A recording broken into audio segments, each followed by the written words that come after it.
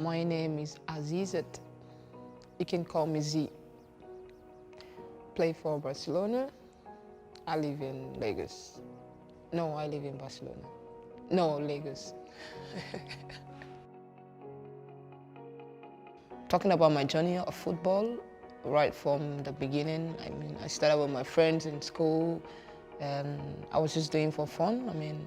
It became something like I like to do more often. After school hours, I play football before I go home.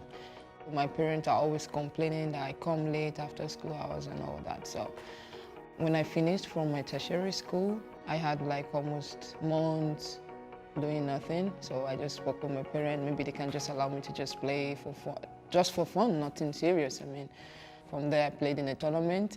Then I was discovered by one of the teams there, and playing in the tournament actually, because I was just running in the stadium, and then I found out they were playing a tournament. I played for one team, Anonymous. I don't know the team. I just played for them, and a proper team playing in the tournament saw me and liked me, and said, okay, they want me to play. So I was like, no, I don't want to play professional football. It's just for fun. He said, no, you have the quality to come. You train. If you work hard, you can gain something from it. So I said, no, my parents are not going to allow me to do that.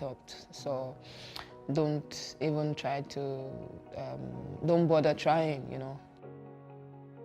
There are a couple of moments I can still remember vividly because there were funny moments. Now I smile over them, I laugh over them, but before I couldn't because they were like difficult moments for me, like days where I would go out on Sunday mornings to play with my friends and my dad comes out to maybe just chill with his friends, and it's the same spot because I usually play on the street anyway, so not a proper football pitch, it's like a street, a tarred street.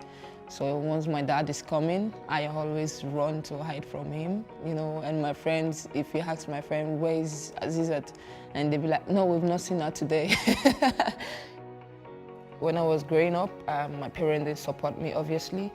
The only person who was supportive was my grandmother, Although she's not alive today, gave me also rest in peace, but she was the only person in my family. Even when I go out and my mother wants to beat me or my dad wants to beat me, or they say, we're not going to give you food today because you went to play football, you're supposed to be doing other things. She was the only person that was there for me. She's going to feed me, even she's going to tell me, don't let your mom see that I'm giving you food, don't let your mom know I gave you money or whatever, So when I play at the biggest stage today, I just remember all the time that, I wish she's still alive to see me play professional, but I'm pretty sure she's proud of me.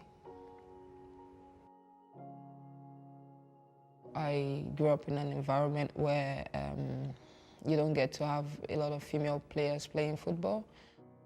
As time goes on, growing from the team I played for in Lagos, FC to Rivers Angels, I started picking more interest.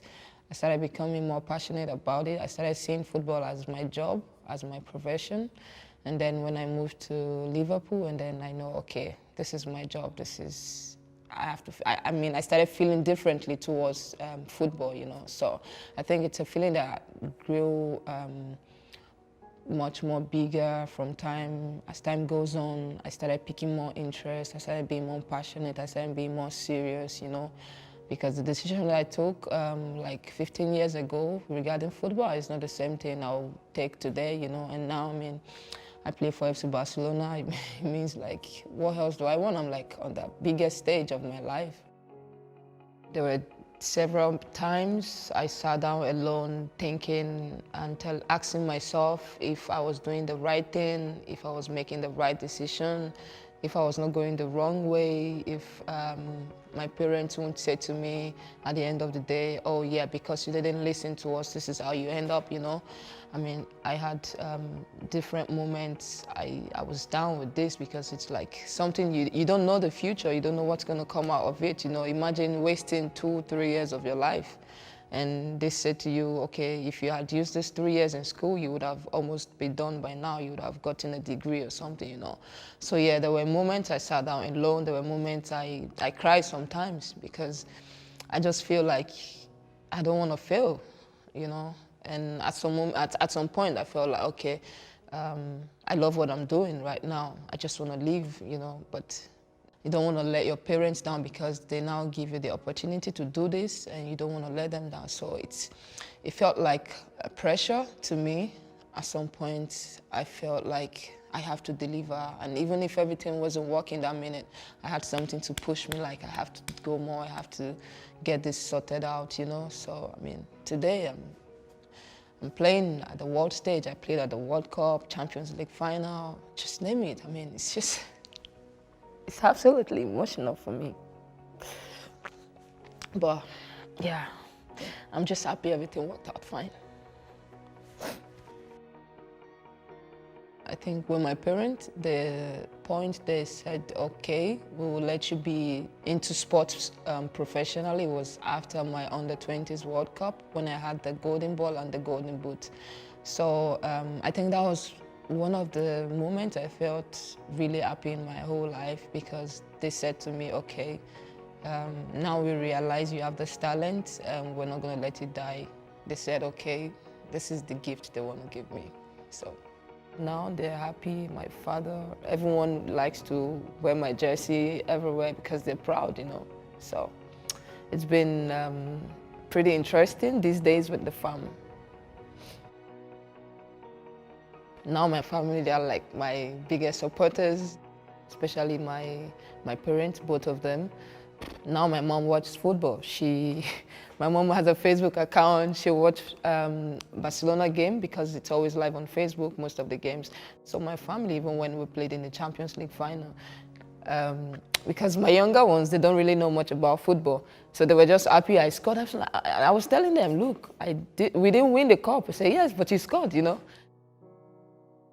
Now I have a foundation, and it was basically in support of only a girl child. Not because I don't care about the male, but because I think the environment and the society, when it comes to sport, they are always more supportive to the male athletes than the female athletes, you know? So for me, this is like a strong point for me. I can tell my story to these kids.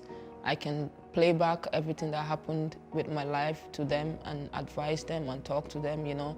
I'm just gonna say, like, go for your dream. I mean, pursue it. Try to stay 100% focused. Don't give up. I don't care about what anyone says. If it's you, it's you. Just do you. Be yourself. Give 100% support to yourself. Be your own #1 supporter. Be your own #1 motivation, because if you don't motivate yourself, you can't get the energy from other people as well, you know? This is just me telling people, be yourself and give 100% for everything you want to do.